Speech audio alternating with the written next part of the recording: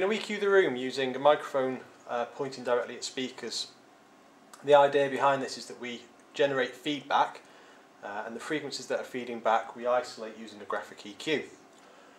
Quite straightforward setup. We have a microphone with a relatively flat frequency response pointing at the speakers. We've got the gain set to approximately 12 o'clock and we're going to increase the channel fader through the main mix until we can hear some feedback.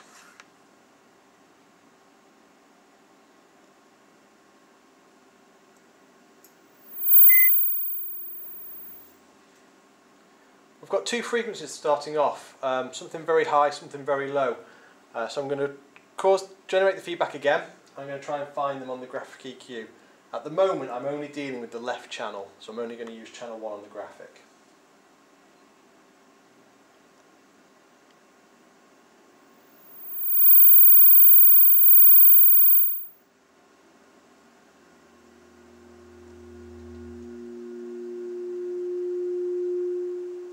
So I found my first two. It was approximately 12.5k and somewhere around 80 to 100k, and we've got a third one creeping in now. So I'm going to push the gain up even further until I can get that middle frequency feedback.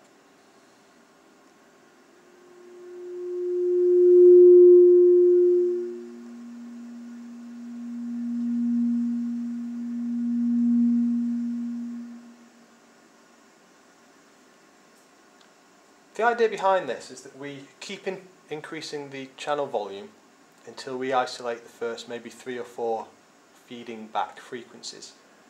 We could keep going and going and going, but there has to be a point where we stop, because ultimately we're just trying to shape the tone of the sound coming from the speakers in sympathy to the room.